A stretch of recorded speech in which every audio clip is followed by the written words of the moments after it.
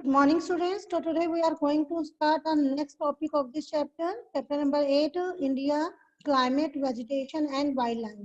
And this is our lecture number 2. So let's start.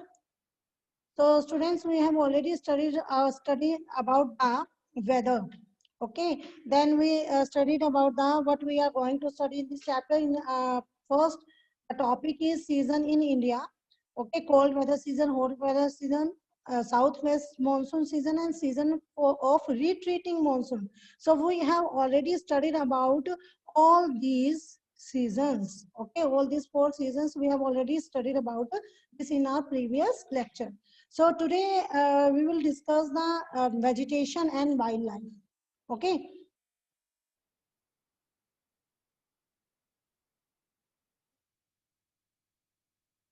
Yes, we have already discussed about this season of retreating monsoon or autumn season. Okay.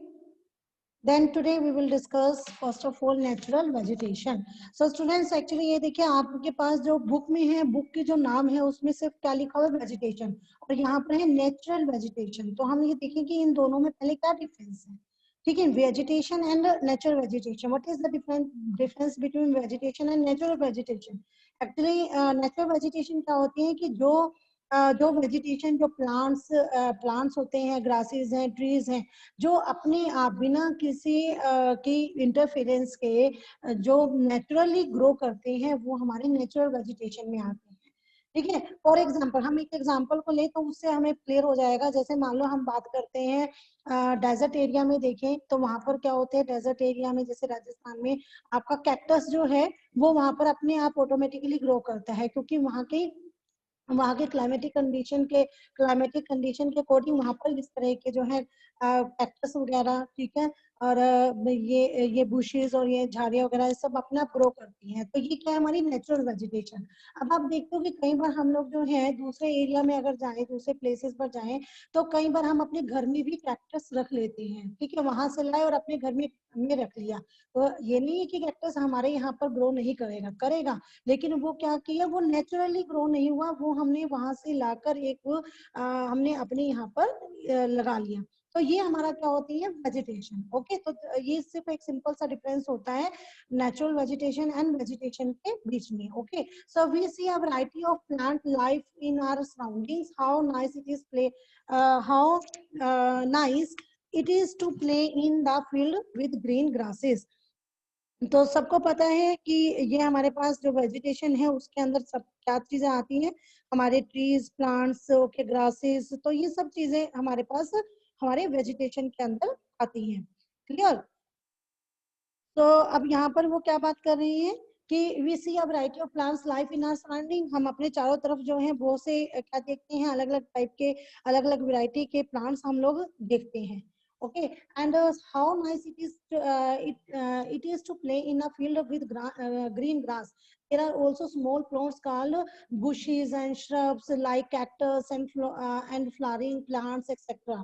So besides, there are many tall trees, some with many branches and leaves like neem, mango, and some which stand with a few leaves such as palm. ठीक है, तो आप इस तरीके से अलग अलग तरह की वैरायटी के आप क्या देखते हैं, अपनी अलग अलग वैरायटी के प्लांट्स जो है अपनी लाइफ के अंदर देखते हैं. कहीं पर आप ग्रास की फॉर्म में देखते हैं, कहीं आप छोटे प्लांट्स देखते हैं, कहीं आप बड़े बड़े ट्रीज देखते हैं. तो ये सब क्या आते हैं हमारे वेजिटेशन में आते हैं. ठीक है, the grasses, shrubs and trees which grow on their own without interference of the और help for the human being. देखिए यहाँ पर ये आप यहाँ से निकाल सकते हैं कि the grasses, shrubs and the trees which grow on their own without interference और हेल्प फ्रॉम ह्यूमन बीइंग. बिना किसी ह्यूमन बीइंग की हेल्प के, जो और बिना किसी की इंटरफेरेंस के जो ग्रासेस, जो श्रब्स, जो ट्रीज अपने आप ग्रो करते हैं उन्हें हम क्या बोलते हैं, natural vegetation. So do you wonder how this differ from each other. तो आपको ये लोग तो आप कई बार सोचते भी होंगे कि ये कैसे एक दूसरे से डिफरेंट होते हैं। ठीक है, आप देखते हो कि इंडिया के अंदर ही देखें तो आपको जैसे कि आप ऊपर हिमालय की तरफ ऊपर नॉर्थ की तरफ जाए टॉप मोस्ट पर, तो वहां पर आपको अलग तरह का वेजिटेशन मिलता है, अलग वैरायटी का टाइप में वेजिटेशन मिलता है। आप प्लेन एरियाज में आए तो वहां पर अलग वैरायटी का वेजिटेशन होगा। वेस्टर्न साइड जाए, जैसे कि आप वहां पर देखते हो डेजर्ट के अंदर जाए तो वहां पर उस तरह की आपको वेजिटेशन मिलती है। ठीक है, साउथ साइड में जाए तो वहां पर अलग तरह की वैरायटी की मिलती है। तो आप सबको इनका आंसर भी पता है, यू नो वेरी वेल कि इन सब का रीजन क्या है। रीजन क्या है? क्लाइमेट। ठीक है, जो हम पहले डिस्कस कर चुके हैं अपने प्रीवियस लेक्चर में क्लाइमेट को। तो यहाँ पर इन सब का जो वैरायटी ऑफ नेचुरल वेजिटेशन जो आपको मिलती है यहाँ पर वेरी करती है, वो because of climate. Okay, because of climate condition. So यहाँ पर आपके पास different types of natural vegetation are dependent on different climatic condition. देखिए आ गया ना आपके पास, जो आपके पास डिफरेंट टाइप की नेचुरल वेजिटेशन जो है वो किसके ऊपर डिपेंड करती है? डिफरेंट क्लाइमेटिक कंडीशंस के ऊपर। Among which the amount of rainfall is very important. जिनके बीच में जो ये जो डिफरेंट क्लाइमेटिक कंडीशंस हैं, इनके बीच में जो सबसे मेन इंपॉर्टेंट जो फैक्टर है वो क्या होता है? वो होता है amount of rainfall is very important. यानी कि आपके किस एरिया में जो रेनफॉल है वो कितनी होती है, उसकी कितना वॉल्यूम है, कितना अमाउंट से किस उससे फिर रेनफॉल होती है, उस पर मेन वो चीज डिपेंड करती है। So due to varied climatic condition, India has wide range of natural vegetations. Okay, so यहाँ पर आप देख रहे हैं जैसे यहाँ पर फर्स्ट जैसे आपने यहाँ पर देखें कि फर्स्ट जो हमारे पास है, देखिए अलग अलग तरह के आपके पास वेजिटेशन मिलते हैं। तो हम यहाँ पर जो है we will discuss 5 types of vegetation. Tropical rain forest, second tropical deciduous forest, third is thorny bushes, fourth is mountain vegetation and fifth is mangrove forest. तो आपके पास 5 टाइप की जो है वेजिटेशन जो है यहाँ पर है, और उनको हम डिस्कस करते हैं। और अभी मैंने आपको बताया कि जो क्लाइमेटिक कंडीशंस होती है मेन इसके ऊपर डिपेंड करती है। और क्लाइमेटिक कंडीशन में भी देखें तो उनमें जो सबसे ज्यादा जो मेन आता है वो आता है रेनफॉल। ठीक है, जो मतलब कि रेनफॉल जो है यानी कि आपके पास रेन का अमाउंट कितना है, कहाँ पर कितनी रेनफॉल होती है, उसके ऊपर डिपेंड करती है। So first is tropical rain forest. तो देखिए ट्रॉपिकल रेन फॉरेस्ट तो नाम से ही पता चल रहा है। एक तो ट्रॉपिकल एरियाज जैसे मैंने आपको बताया था, ट्रॉपिकल एरियाज कौन से होंगे? जैसे अर्थ है, हमें पता था ये है। ठीक है, यहाँ पर हमारे पास इक्वेटर है। ठीक है, तो जो हमारे पास ये ट्रॉपिक ऑफ कैंसर और ट्रॉपिक ऑफ कैप्रिकॉर्न के बीच में का जो जितना भी ये सारा एरियाज होता है, ये हमारे पास क्या होता है? ट्रॉपिकल एरिया होता है। ठीक है, तो एक तो इस एरिया के अंदर हम बात कर रहे हैं। तो इक्वेटर के क्योंकि बिल्कुल 23 degree north and 23 degree south में tropic of cancer and tropic of capricorn होगा। तो इस एरिया के अंदर क्या होगा? एक तो मॉइस्चर बहुत ज्यादा होगा। ठीक है, मॉइस्चर बहुत ज्यादा होगा, साथ ही साथ यहाँ पर क्या होगा? यहाँ पर रेनफॉल काफी ज्यादा, यानी यहाँ पर बारिश काफी होती है। ठीक है, मॉइस्चर होता है और बारिश बहुत होती है। तो ट्रॉपिकल एरियाज में ट्रॉपिकल एरिया के जिस एरिया में रेनफॉल बहुत ज्यादा होती है, वो हमारे पास क्या होते हैं? वहां पर कुछ तरह के फॉरेस्ट पाए जाते हैं, ट्रॉपिकल रेन फॉरेस्ट पाए जाते हैं। And tropical rain forest occurs in the areas which receive heavy rainfall. आ गया है आपके पास यहीं पर कि जहां पर आपके पास हैवी रेनफॉल, जिस एरिया में ट्रॉपिकल एरियाज में जिस एरिया में हैवी रेनफॉल आप रिसीव करते हैं, वो क्या होंगे? Tropical rain forest. And there are so dense, ये बहुत ज्यादा क्या होते हैं? इस तरह के एरिया में जो ये फॉरेस्ट पाए जाते हैं, ये इस तरह के फॉरेस्ट कैसे होते हैं? आपके डेंस होते हैं, काफी घने होते हैं। That sunlight doesn't reach the ground. और इन ऐसे फॉरेस्ट के अंदर जो सनलाइट होती है वो ग्राउंड तक आपके नहीं पहुंच पाती। जैसे कि हम बात करें इक्वेटर के पास, जैसे हमने अमेजोन अमेजोन की बात करें, तो अमेजोन के जो आपके वहां पर जो फॉरेस्ट है वो आपके कौन से फॉरेस्ट है? ट्रॉपिकल रेन फॉरेस्ट आपके वो वाले फॉरेस्ट है। और वहां पर जो सनलाइट जो है उन फॉरेस्ट तक में ग्राउंड तक नहीं पहुंच पाती है, क्योंकि वो इतने ज्यादा डेंस होते हैं, इतने घने होते हैं कि सूर्य की किरणें अंदर तक नहीं पहुंच पाती। तो many species of trees are found in this forest। कई तरह के स्पीसीज ऑफ ट्रीज जो है वो इस फॉरेस्ट में पाए जाते हैं। which shed their leaves at the different times with different times of the year. अब यहाँ पर देखिए, यहाँ पर जो ये ट्रीज होते हैं ना, ये अपनी लीव को जो शेड करते हैं, ठीक है, ये अपनी लीव को जब शेड करते हैं different times of the year, यानी ये एक साल में ना बहुत बार, काफी टाइम ये अपनी लीव को शेड करते हैं। इसका रीजन क्या है? जैसे कि अब यहाँ पर मैंने बताया कि रेनफॉल बहुत ज्यादा होती है, ठीक है, रेनफॉल बहुत ज्यादा होती है, इसीलिए इनको यहाँ पर इस चीज की टेंशन नहीं होती कि बारिश कम है, इन्हें पानी को कंजर्व करके रखना है, बचाना है पानी। तो क्या होता है यहाँ पर, तो ये जो यहाँ पर जो ट्रीज होते हैं उनकी जो लीव्स होती हैं, अब जैसे हमें पता है कि जो लीव के ऊपर जो बारिश का पानी जैसे पानी होता है, तो वो किसके द्वारा, सन के द्वारा, उनकी सन जो है उनको वहां से क्या कर लेता है, एब्जॉर्ब कर लेता है, ठीक है। तो अब यहाँ पर क्या है, क्योंकि इनको बारिश की रेनफॉल बहुत ज्यादा है, पूरे साल यहाँ पर काफी बारिश होती है, तो इसी वजह से क्या होता है, इनको इस बात का डर नहीं रहता कि इन्हें पानी की कमी हो जाएगी ग्रो होने के लिए।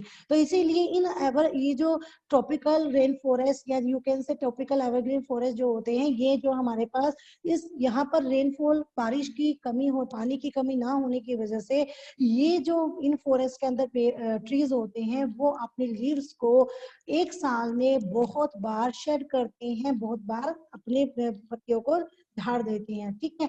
तो therefore they always appear green and are called evergreen forest, as you may notice in figure 8.1। ये देखिए, इसमें ये ट्रॉपिकल एवरग्रीन फॉरेस्ट आप देख रहे हैं, you can see in this picture कि यहाँ पर क्या है आपके पास, यहाँ पर देखिए सभी के सभी जो ट्रीज हैं बिल्कुल ग्रीनरी आपको यहाँ पर नजर आएगी। ये अपने लीव्स को शेड करते रहते हैं, फिर भी ये क्या होते हैं, कभी भी ये आपको खाली नहीं दिखेंगे, ये हमेशा कैसी अपीयरेंस देंगे, ग्रीनरी की, ओके, ग्रीन रहते हैं। So therefore they always appear green, हमेशा ग्रीन रहते हैं, आर कॉल्ड एवरग्रीन फॉरेस्ट, इसलिए इनको क्या बोलते हैं, evergreen forest. So important trees found in this forest are mahogany, ebony and rosewood, Andaman and Nicobar island, ठीक है बच्चे, यहाँ पर इस पिक्चर में आपको मैं इस मैप में दिखाते हैं।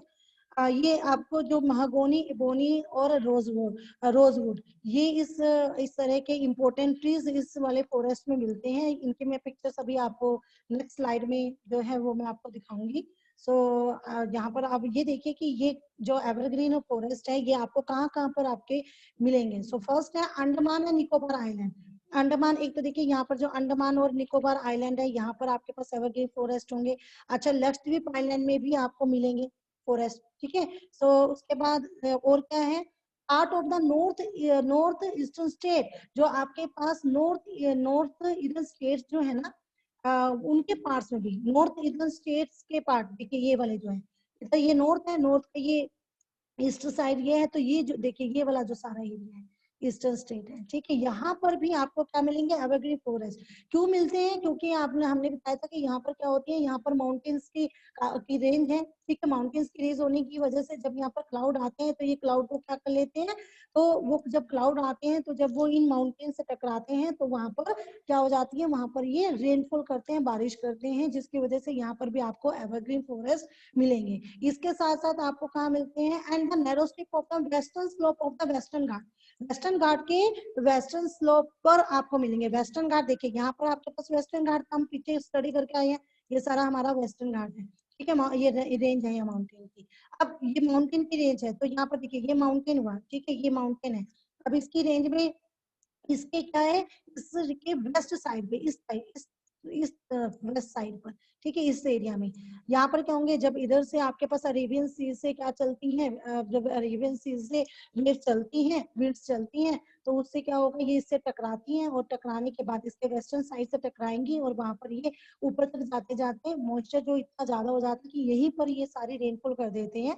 और इसका जो इस साइड का जो है, ये आपका पास रेन शेडो, यानी कि ये वो एरिया होगा जहाँ पर बारिश कम होती है। तो इसीलिए जो ये वेस्टर्न घाट के वेस्टर्न साइड पर यहाँ पर ये किस तरह के पाए जाएंगे, इस यहाँ पर एवरग्रीन फॉरेस्ट आपको मिलेंगे। ओके, तो इस ये वाले फॉरेस्ट यहाँ पर मिलते हैं। एक तो आपके पास वेस्टर्न घाट के वेस्टर्न स्लोप के ऊपर, उसके स्ट्रिप पर, नैरो स्ट्रिप के ऊपर एवरग्रीन फॉरेस्ट, जितने भी आपके नॉर्थ ईस्टर्न स्टेट्स हैं वहां पर, और साथ ही साथ आपके पास अंडमान निकोबार आइलैंड, और इधर आप लक्षद्वीप आइलैंड जो है, वहां पर भी आपको एवरग्रीन फॉरेस्ट मिलती है। ओके, तो ये देखिए, ये आपके पास जो अभी मैंने आपको बताया ना, यहाँ पर 3 तरह के जो इम्पोर्टेंट ट्रीज जो थे, अभी आपने देखे वो कौन कौन से थे। फर्स्ट था महागोनी, ये महागोनी के देखो, महागोनी के हैं ये ट्रीज। उसके बाद सेकंड जो है, सेकंड आप ट्री देखोगे यहाँ पर महागोनी के बाद, दूसरा ट्री था एबोनी, ये एबोनी है, और तीसरा रोजवुड। तो इस तरीके से आप देख रहे हैं कि कितने जो यहाँ पर जो ट्रीज हैं कितने बड़े और कितने घने जो है डेंस है यहाँ पर, इस तरह के पाए जाते हैं। और यहाँ पर आप देख रहे हैं जैसे सन है, देखिए ये सन यहाँ बीच में ही सारी जो सन की रेजेस है वो ऊपर ही रह जाती हैं, और ये नीचे तक नहीं हो, नीचे तक नहीं आ पाती, ग्राउंड फ्लोर तक कोई भी सन की रेंज जो है वो नहीं पहुंच पाती है। Okay, now the next is tropical deciduous forest. So tropical deciduous forest, अब नाम तो वही ट्रॉपिकल, यानी कि ट्रॉपिकल एरिया में ही पाया जाएगा, जो आपका 23 degree north and 23 degree south, जो tropic of cancer and tropic of capricorn के बीच का जितना भी एरिया है, वहीं पर आपको ट्रॉपिकल डेसिडियस फॉरेस्ट पाए जाएंगे। लेकिन डिफरेंस क्या है tropical evergreen and tropical deciduous forest में? वहां पर रेनफॉल ऐसे एरिया, ट्रॉपिकल एरियाज में ऐसे एरिया जहां पर रेनफॉल बहुत ज्यादा होती है, ठीक है, वहां पर क्या होते हैं, वहां पर एवरग्रीन फॉरेस्ट पाए जाएंगे। जिन एरियाज में रेनफॉल कम होती है वहां पर कौन से फॉरेस्ट पाए जाते हैं? ट्रॉपिकल डेसिडियस फॉरेस्ट वहां पर मिलेंगे। ओके, सो यहाँ पर देखिए, in a last part of our country we have this type of the forest. So this forest are also called monsoon forest. इस तरह के फॉरेस्ट को मॉनसून फॉरेस्ट भी कहा जाता है। And they are less dense, ये लेस डेंस होते हैं। क्योंकि लेस डेंस क्यों होते हैं? क्योंकि इस तरह के जो फॉरेस्ट होते हैं ना, इनको इतना ज्यादा पानी की जरूरत नहीं होती है। तो यहाँ पर जो रेनफॉल होते हैं ना, यहाँ पर बारिश बहुत कम होती है, और इस तरह के फॉरेस्ट को बहुत ज्यादा रिक्वायरमेंट नहीं होती है पानी की ग्रो करने के लिए। तो ये, और दूसरे ये क्या होता है, लेस डेंस होते हैं। They shed their leaves at a particular time of the year. अब देखिए एवरग्रीन में तो क्या था, वो एक साल में काफी बहुत बार वो अपनी लीव को शेड करते हैं। लेकिन ये जो ट्रॉपिकल डेसिडियस फॉरेस्ट है, ये अपनी लीव्स को एक साल में सिर्फ एक पर्टिकुलर टाइम के अंदर ही, जैसे मार्च अप्रैल का जो टाइम होता है, उसी टाइम पर ये अपनी लीव्स को शेड करते हैं। ओके, तो इम्पोर्टेंट ट्रीज ऑफ दिस, क्योंकि यहाँ पर पानी की कमी है, तो इनको लगता है कि सूरज जो है वो सारा का सारा पानी ऑब्जॉर्व कर लेगा, तो इन्हें ग्रो करने में मुश्किल होगी। तो इसीलिए ये अपनी लीव को सिर्फ साल में एक ही बार क्या करते हैं, शेड करते हैं। तो important trees of this forest are, अब यहाँ पर किसके कौन कौन से ट्री हैं? साल, टीक, पीपल, नीम, शीशम, आपने सबके नाम सुने हैं और आपने इस तरह के ट्रीज देखे भी होंगे। सो दे आर फाउंड इन मध्य प्रदेश। ये कहाँ कहाँ पाए जाते हैं? देखिए, ये आप इस you can see in this map, they are found in Madhya Pradesh, Uttar Pradesh, Bihar, Jharkhand. देखिए ये जो सारा एरिया है, ये जितना ये कलर है, ये सारा एरिया, ये आपका कौन सा है? ट्रॉपिकल डेसिडियस फॉरेस्ट का। अब इसमें देखिए आपके पास ये मध्य प्रदेश का एरिया है, यूपी है, बिहार है, झारखंड, छत्तीसगढ़, उड़ीसा, ठीक है, Orissa and in the part of Maharashtra. तो इस तरह के ये सारे एरिया में जितने भी सब स्टेट्स हैं, यहाँ पर कौन से फॉरेस्ट पाए जाते हैं? Tropical deciduous forest. Okay, next is, yes, so ये एक पिक्चर आपके पास आपके बुक में दी हुई है, जिसके अंदर आप देख सकते हैं कि किस तरीके से जो ये ट्री है, देखिए बड़ा हरा भरा ट्री है, लेकिन ये कैसे कर रहे हैं? अपनी लीव्स को शेड कर रहे हैं। ओके, ट्रॉपिकल डेसिडियस फॉरेस्ट में। Next is thorny bushes. Thorny bushes, this type of, देखिए थ्रोनी बुशेस क्या है? This type of vegetation is found in dry areas of the country. ये कंट्री के जो ड्राई एरियाज है वहां पर इस तरह का वेजिटेशन पाया जाता है। And the leaves are in the form of spine to reduce the loss of the water. Cactus के बबूल, कीकर are important and are found in the state of the Rajasthan, Punjab, Haryana, eastern slope of the of western Ghat and Gujarat. अब ये अब देखो, thorny bushes मतलब कि कटीली झाड़ियां, और ये कहाँ पर? आपको भी पता है ये कहाँ पर मिलेंगी? जहाँ पर आपके पास रेनफॉल जो है या तो ना के बराबर होगी, या वहां पर जहाँ पर पानी की बिल्कुल कमी पाई जाती है। और वो कौन से एरियाज हैं हमारे? जो हमारे डेजर्ट एरिया है राजस्थान के स्टेट में। मेन ये इस तरह के जो वेजिटेशन है वो कहाँ पाया जाता है? हमारे जो स्टेट है राजस्थान, वहां पर ये पाया जाएगा। ठीक है, और यहाँ पर क्योंकि यहाँ पर क्या है, पानी की जो है वाटर के यहाँ पर काफी कमी पाई जाती है, तो वाटर के लॉस की वजह से यहाँ पर क्या कौन कौन से पाए जाएंगे? कैक्टस के, बबूल, कीकर। तो ये हमारे इंपॉर्टेंट वेजिटेशन है थ्रोनी बुशेस के। एंड आर फाउंड इन, अब कहाँ कहाँ पाए जा रहे हैं? देखिए आप, ये पाए जा रहे हैं स्टेट ऑफ राजस्थान, ये राजस्थान के जो स्टेट है यहाँ पर पाए जाते हैं।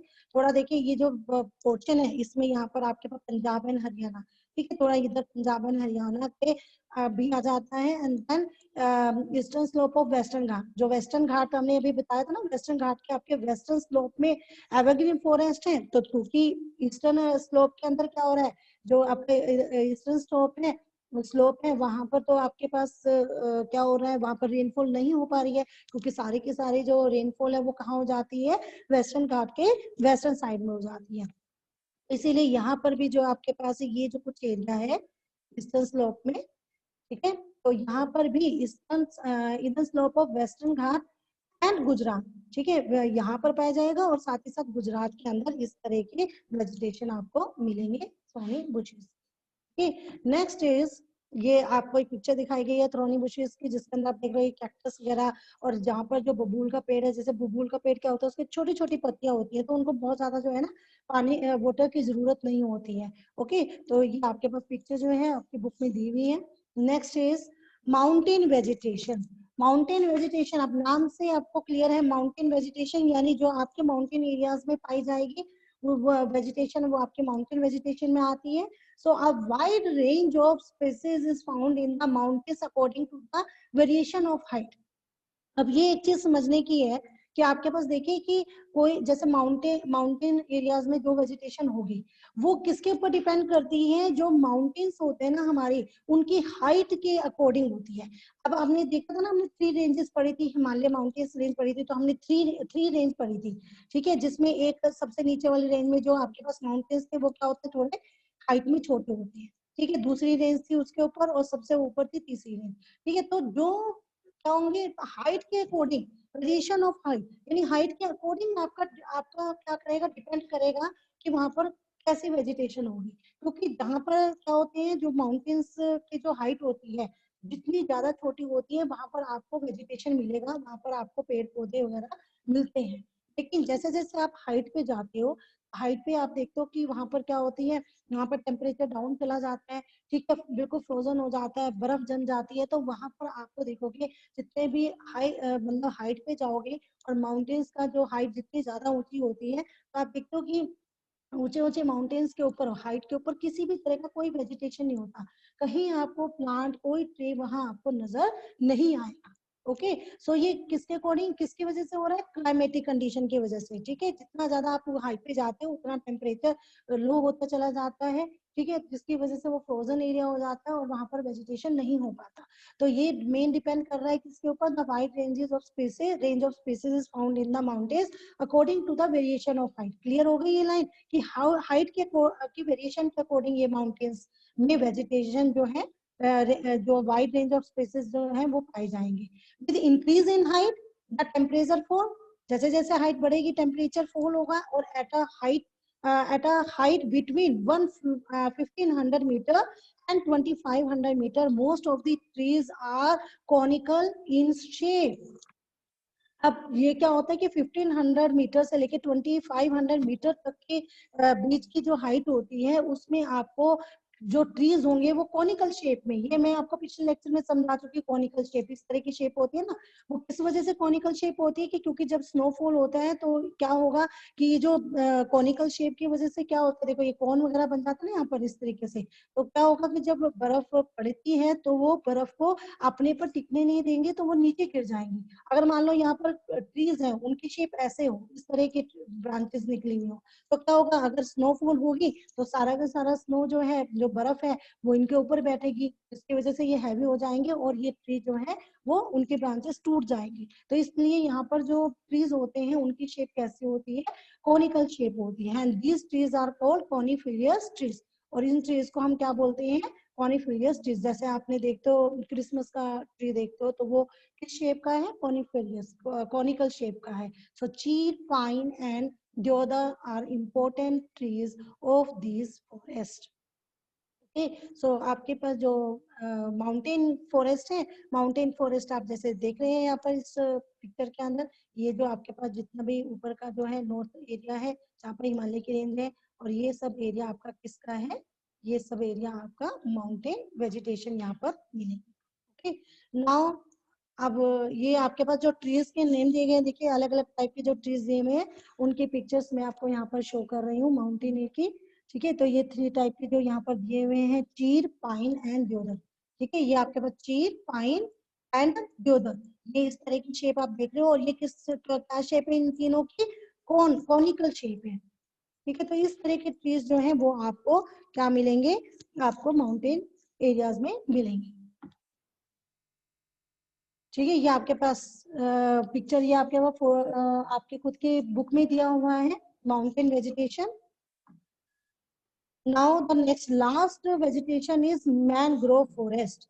Mangrove forest, yes, mangrove forest, these forests can survive in saline water।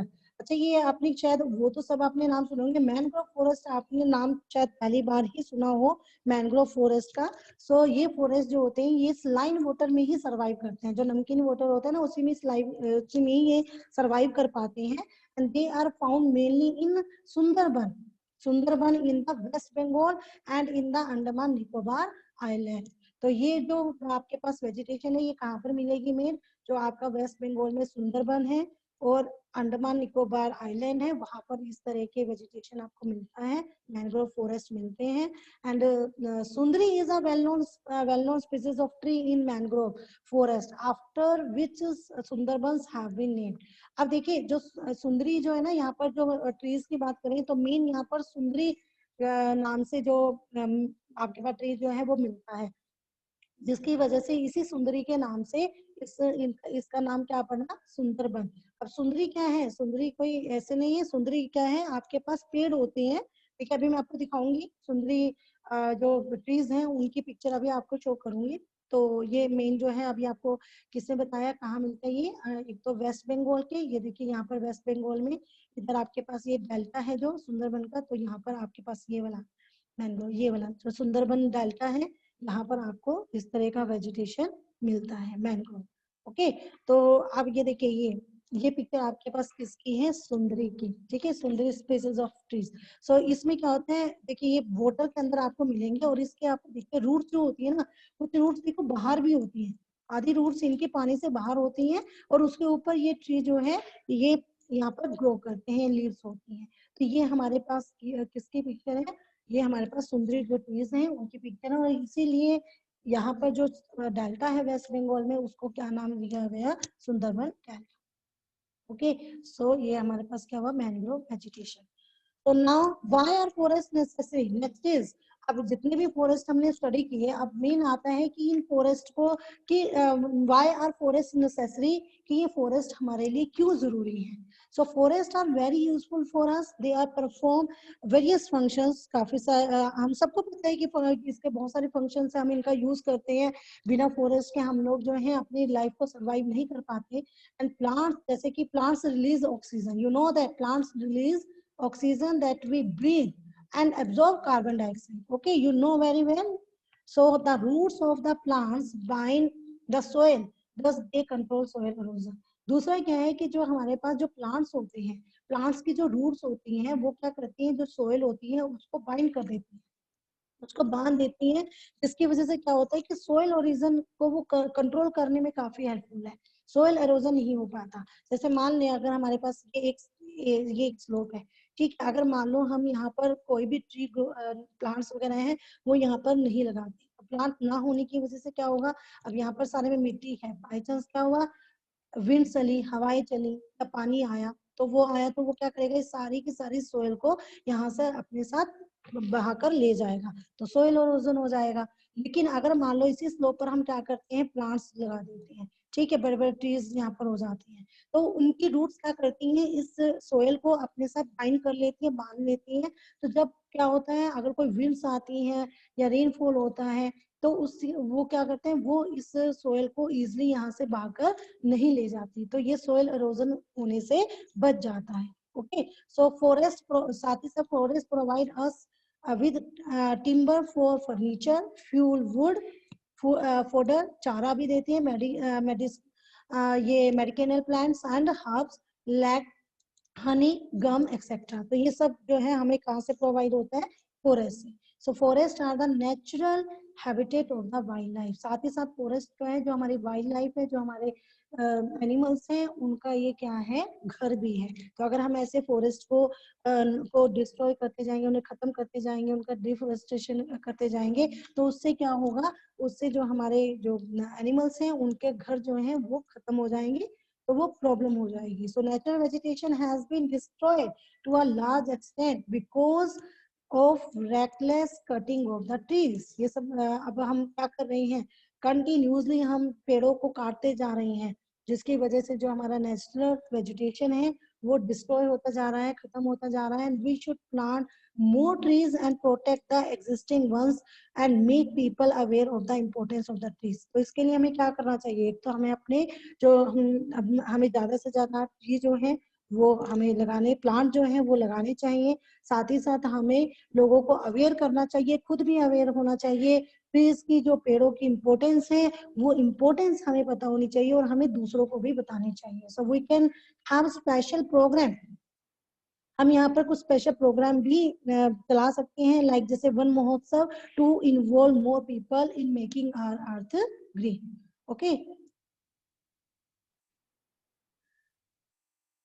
तो जैसे यहाँ पर देखिए ये दिया हुआ है कुछ थोड़ा कि लीला's parents planted a sapling of the neem to celebrate her birth. Celebrated her birth. On each birthday, a different sapling was planted. It was watered regularly and protected from severe heat, cold, and animals. So children took care not to harm it.